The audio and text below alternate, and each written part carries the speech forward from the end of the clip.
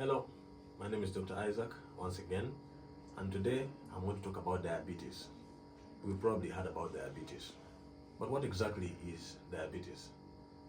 There is diabetes insipidus and diabetes mellitus. Diabetes insipidus is a defect where someone produces excess urine and has excess thirst, and this one stems from issues with a hormone in the body called ADH, or antidiuretic hormone, which is also called vasopressin.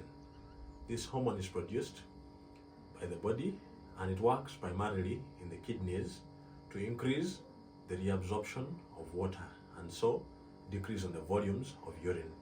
So there are about 4 types of diabetes insipidus.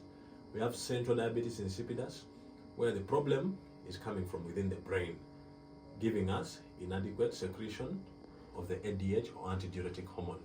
Sometimes the brain is producing enough, but the problem is with the kidneys, that they are not responsive to this hormone to insert the transporters, or what we call aquaporins, within the tubules of the kidneys in order to absorb water. Then another type of diabetes insipidus is gestational diabetes insipidus. This one is associated with pregnancy. And then the other that we have is dipsogenic diabetes insipidus, where we have issues with the hypothalamus, appetite regulatory centers. However, that is not the topic for today's session.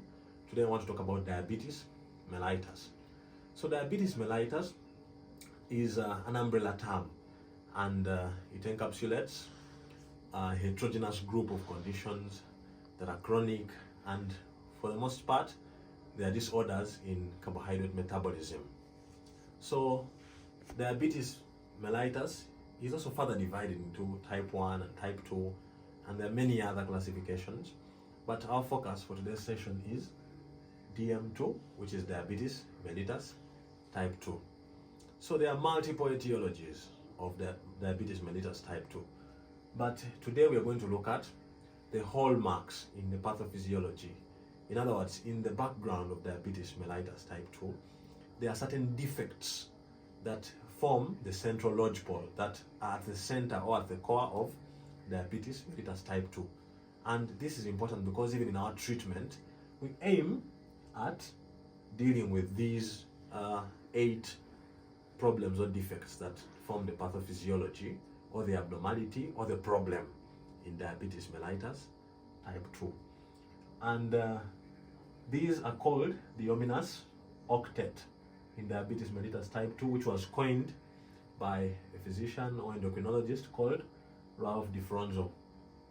So these are the 8. 1, we have decreased insulin secretion by the beta cells, increased glucagon secretion by the alpha cells, a decreased incretin effect, a decreased insulin sensitivity or increased insulin resistance, an increased glucose reabsorption by the kidneys, increased gluconeogenesis by the hepatic tissue or by the liver, increased lipolysis or breakdown of triglycerides, and then neurotransmitter dysfunction.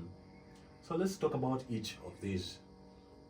1 is a decrease in insulin secretion. And we know that insulin is produced by the beta cells of the pancreatic islets of Langerhans. So initially, someone produces enough insulin to offset the resistance by the tissues. But as time goes by, the beta cells wear down and start to produce less and less insulin. Then number 2 is an increase in the secretion of glucagon by the alpha cells of the pancreatic islets of Langerhans. We know that insulin is mostly an anabolic hormone, while glucagon tends to antagonize the effects of insulin. So when we have more glucagon, that is also one of the key factors contributing to the pathogenesis of the disease. Number 3 is a decrease in the incretin effect. Now, there are many structures or tissues that are involved in this disease, including the brain, including the liver, the pancreas, the gut, the kidneys, and peripheral tissues, including the muscles and adipose tissues. So it is a systemic disease. So back to our point, the gut or our intestines produce certain hormones called incretin hormones.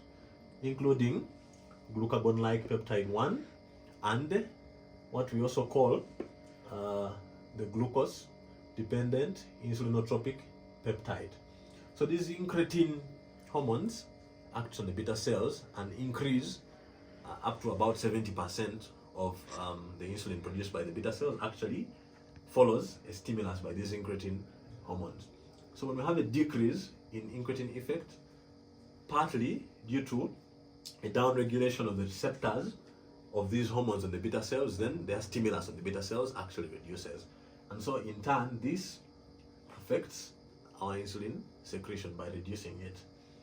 Then we have a decrease in the insulin sensitivity by the peripheral tissues, including the muscles. We have special receptors within the peripheral tissues, including the GLUT4 receptors, and a downregulation of these receptors actually decreases the sensitivity of the tissues to insulin.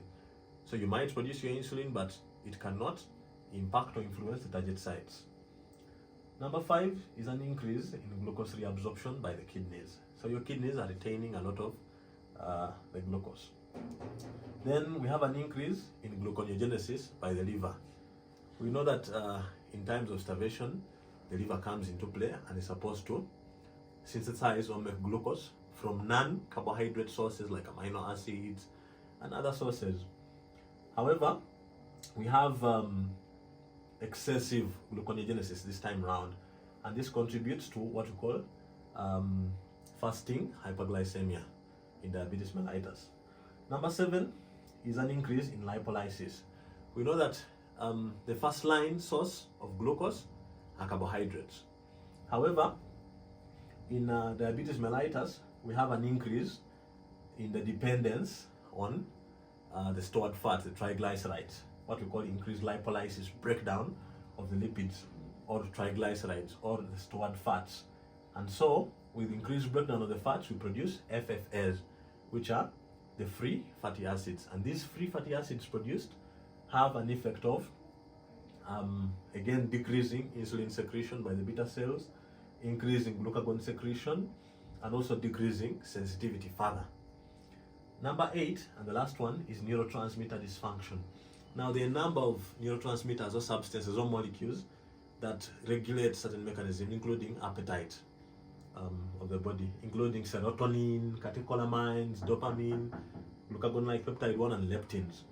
And so, dysfunction in the mechanisms that control appetite centers can also actually contribute to diabetes mellitus type 2.